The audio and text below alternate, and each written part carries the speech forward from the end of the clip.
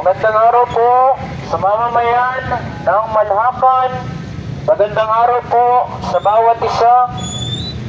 Ang tinig po na ito ay libreng pangangaral ng salita ng Diyos. Ang nagsasalita po sa inyong harapan ay isang makasalanan tulad ng bawat isa, na isang araw sa kanyang buhay ay kinaawa ng Diyos at ipinaranas ang lubos na kapatawaran sa pamamagitan ng bugtong na anak ng Diyos na si Jesucristo. The Bible says, "This is a faithful saying and worthy of all acceptation, that Christ Jesus came into the world to save sinners." Kaibigan, kailangan nating maligtas dahil tayo ay nagkasala sa Diyos. Ang bunga ng ating kasalanan ay kamatayan dahil tayo po ay nahiwalay sa Diyos na siyang buhay. Kung paano ang puno ay hiwalay sa lupa na mamatay, kung paano ang isda na hiwalay sa tubig na mamatay, ganun din ang tao na hiwalay sa Diyos ay namamatay. The Bible says, "As it is appointed unto men once to die, but after this the judgment, for the wages of sin is death." Kaya namamatay ang tao dahil ang tao ay hiwalay sa Diyos na siyang buhay. Hindi lamang tayo hiwalay sa Diyos, ang tao sa kanyang estado na nagkasala sa Diyos ay maaaring mapunta sa isang lugar na tinatawag na lawa ng apoy. Ang bawat isa ay nagkasala sa Diyos at nakatakdang mamatay. Pagkatapos nito ay ang paghuhukom ng bawat makasalanan. Ang kanyang bahagi ay sa lawa ng apoy. Kaibigan, lahat tayo ay sinungaling. Kaya sinasabi ng salita ng Diyos, "All liars shall have their part in the lake, which burneth with fire and brimstone, which is the second death." Ang bahagi nating mga sinungaling ay doon sa lawa ng apoy, na kung saan walang hanggan, na tayo ay magugutom, mauuhaw, at dadanasin ang buong pagkasuklam ng Diyos. Kaibigan, nagkasala tayo sa Diyos at mananagot tayo sa Diyos. Ngunit 2,000 taon na ang nakalipas nang isugo ng Diyos ang kanyang bugtong na anak. Si Jesucristo na anak ng Diyos ay pumarito sa lupa upang iligtas tayong mga makasalanan. Napakagandang balita para baliwalain ng bawat isa. Kaibigan, si Jesucristo ay pumarito sa lupa upang iligtas tayong mga makasalanan. Si Jesus ay namatay, inilibing, at muling nabuhay para sa ating ikaliligtas. The Bible says that Jesus Christ died on the cross.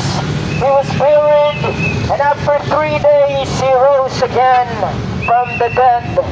Sa kanyang pagkabuhay, muli, ito ay patunay na lahat ng kanyang sinambit at pagpapakilala sa sarili ay purong katotohanan. Jesus Christ said, "I am the way, the truth, and the life. No man cometh unto the Father but by me."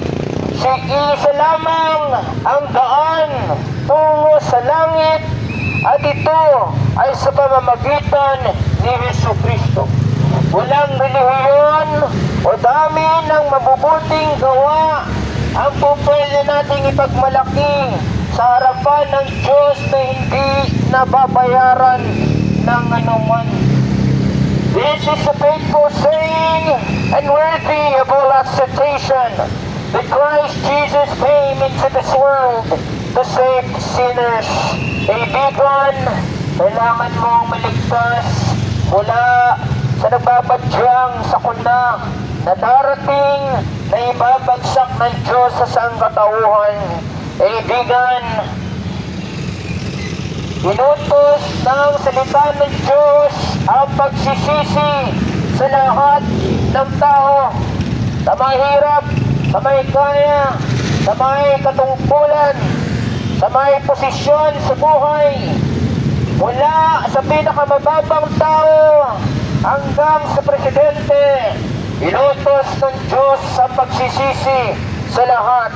And the times of this ignorance God winked, but now commandeth all men everywhere to repent, because he hath appointed a day in which he will judge the world in righteousness by that man, the Lord Jesus Christ, whom he hath ordained, whereof he hath given assurance unto all men, in that he hath raised him from the dead. Ibigan, kailangan nating magsisi sa ating mga pagkakasala. Walang aasahan na kapatawaran kung walang pagsisisi. Ibigan, magsisi tayo sa ating mga kasalanan. Tapat at matuwid ang Diyos na patatawarin tayo sa ating mga pagkakasala at linisin tayo sa ating mga kalikuan. Magsisi lamang tayo. Ang nais ng Diyos sa bawat isa ay hindi yung sa labi, hindi yung mapagkunwaring, mabubuting gawa, kundi yung may basag sa puso, may pagsisisi sa kasalanan. Kaibigan, pagsisihan natin ang ating mga pagkakasala. Napakalaki ng kapatawaran ng Diyos. Ang dugo ni Jesus, ang kanyang kamatayan ay sapat upang linisin tayo sa ating mga pagkakasala. Magtiwala ka sa Panginoong Jesus ngayong araw na ito. In John 3:36, he that believeth on the Son hath everlasting life. Sino man ang sumasampalataya sa bugtong na anak ng Diyos ay may buhay na walang hanggan. Kaibigan, manampalataya ka kay Jesucristo.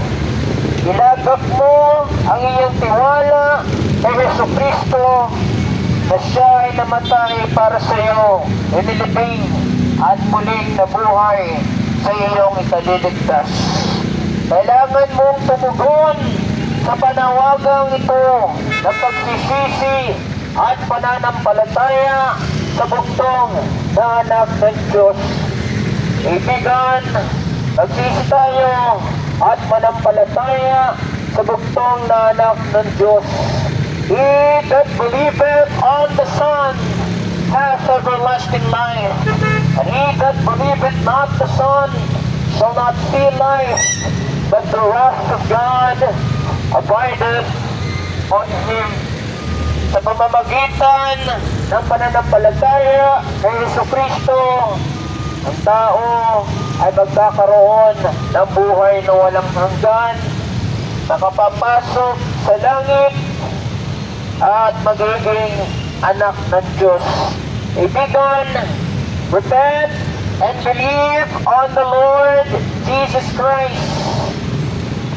Mamamayan ng malhakan, panawagan ng Diyos sa bawat isa, magsisi at manampalataya sa bugtong na anak ng Diyos. For God so loved the world that he gave his only begotten Son, that whosoever believeth in him should not perish, but have everlasting life. For God sent not his Son into the world to condemn the world, but that the world through him might be saved. He that believeth on him is not condemned, but he that believeth not is condemned already, because he has not believed in the name of the only begotten Son of God.